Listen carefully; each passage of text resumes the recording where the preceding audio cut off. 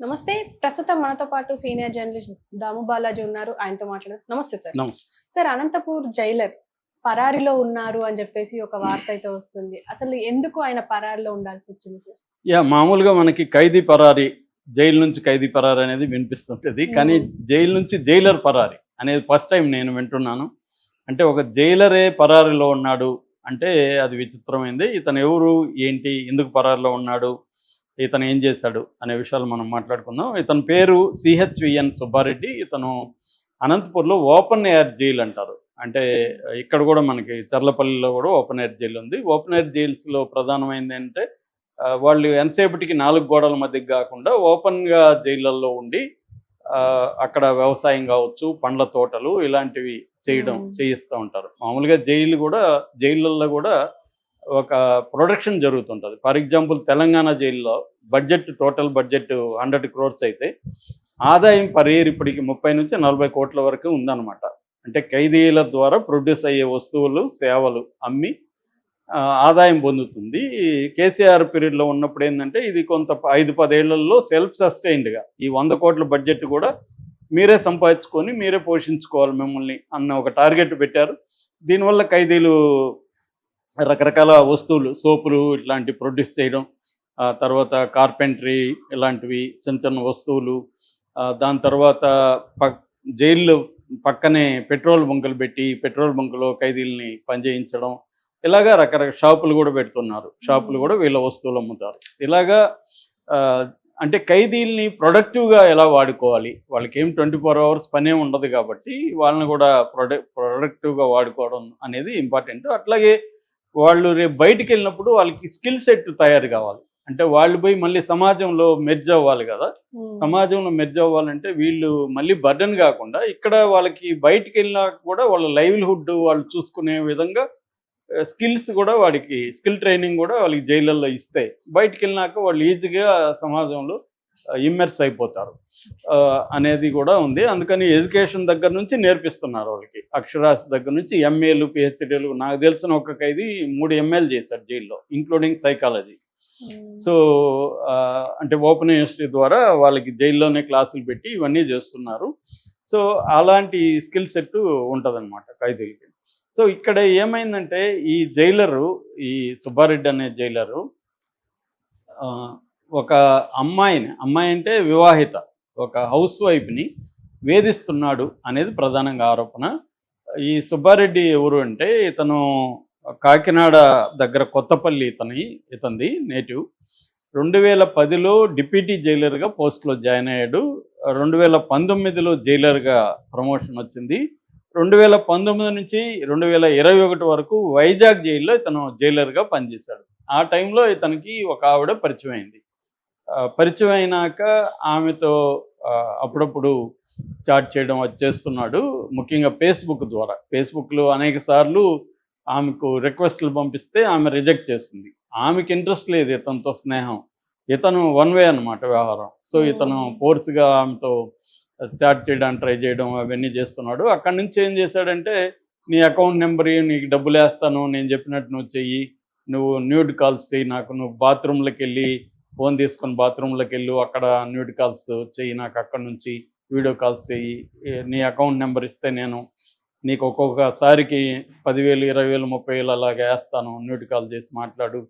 ఇలాగా ఇతను ఆమెను అరెస్ట్ చేయడం మొదలుపెట్టాడు. ఇది ఆమె తట్టుకోలేక కొద్ది రోజులు ట్రై చేసింది తను అవాయిడ్ చేయడానికి అవన్నీ, కానీ తను వినట్లేదు.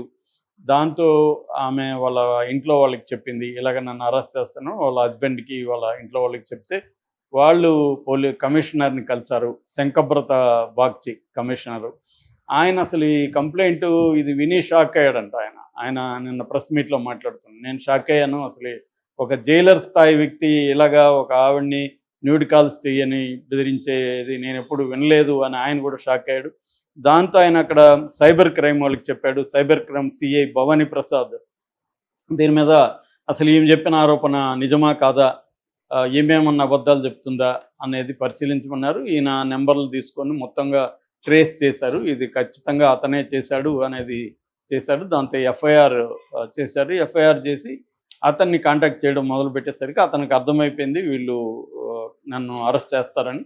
దాంతో అతను పరారులోకి వెళ్ళిపోయాడు. వీళ్ళు పిలిచినా రాల, విచారణకు పిలిచారు. యాక్చువల్గా అరెస్ట్ చేయాలనుకోలేదు. అతన్ని కూడా అడుగుదాం, అసలు అతని వెర్షన్ ఏంటి, ఎందుకు ఇలా చేశాడు ఏంటి అనేది అతన్ని అడుగుదాం అనుకుంటే అతను రాలేదు. దాంతో ఒక బృందాన్ని అనంతపురం పంపించారు. అనంతపురం పంపిస్తే క్వార్టర్స్లో ఇతను ఉంటాడు. జైలు పక్కనే క్వార్టర్స్ ఉంటాయి. ఆ క్వార్టర్స్లో వెళ్ళి అడిగితే బంధువులు లేరు, ఆయనకి హెల్త్ బాగాలేదు, హాస్పిటల్లో చేరాడు, అతను లీవ్లో ఉన్నాడని చెప్పారు. ఏ హాస్పిటల్ ఏంటంటే వీళ్ళు చెప్పట్లేదు. ఆ తర్వాత మళ్ళీ వెళ్తే బంధువులు కూడా లేరు, వాళ్ళ ఫ్యామిలీ మెంబర్స్ కూడా మాయమైపోయారు.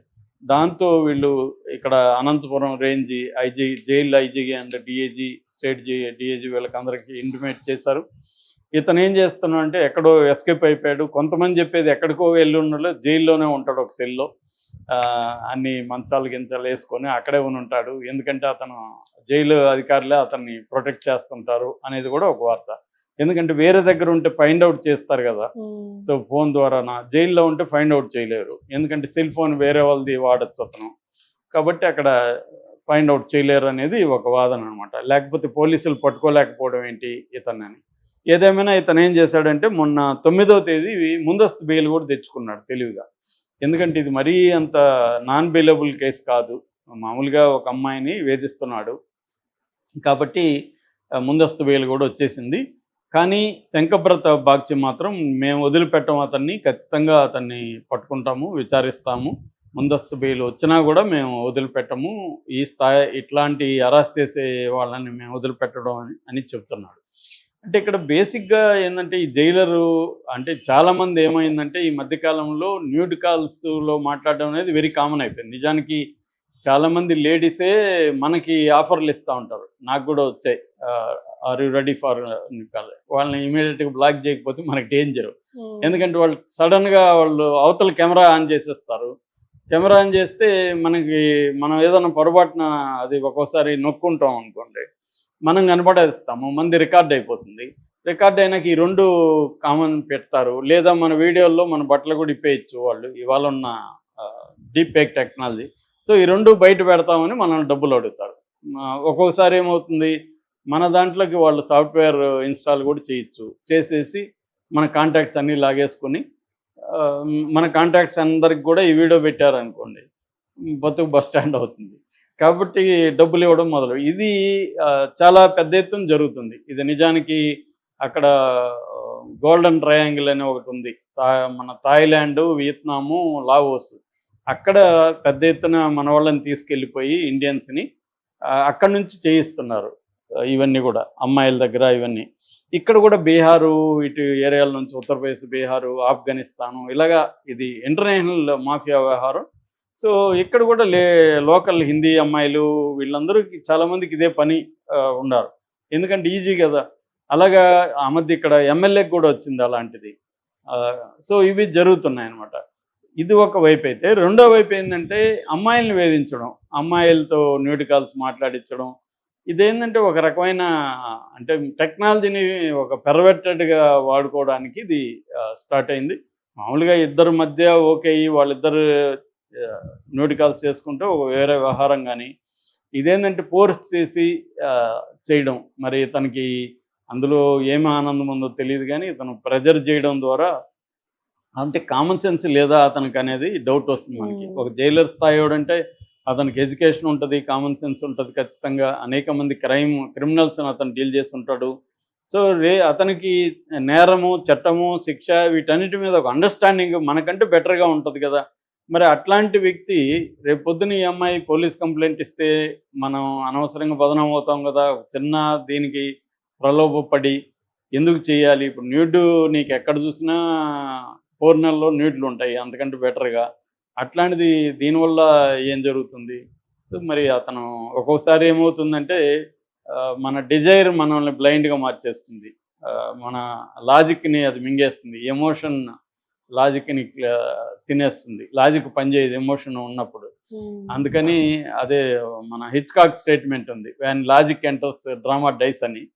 అట్లా లాజిక్ లేనప్పుడు when logic dies emotion, when emotion rises logic dies అనమాట.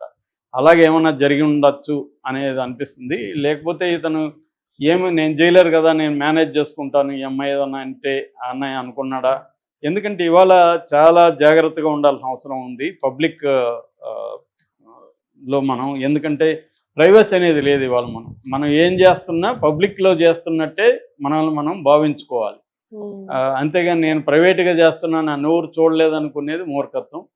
ఇవాళ పబ్లిక్ అనేది కామను, ప్రైవసీ అనేది లేదు అసలు. నువ్వు నీ దగ్గర సెల్ ఫోన్ ఉందంటే నువ్వు పబ్లిక్లో ఉన్నట్టే, నువ్వు సెల్ ఫోన్ లేకపోయినా పబ్లిక్లో ఉన్నట్టే. ఎందుకంటే సీసీటీవీలు అవన్నీ ఇప్పుడు మొన్న ప్రవీణ్లో అదే కదా జరిగింది. ప్రవీణ్ మొత్తం కోర్స్ ఆఫ్ జర్నీ అంతా కూడా సీసీటీవీలోకి వచ్చేసింది. అందువల్ల సో జాగ్రత్తగా ఉండడం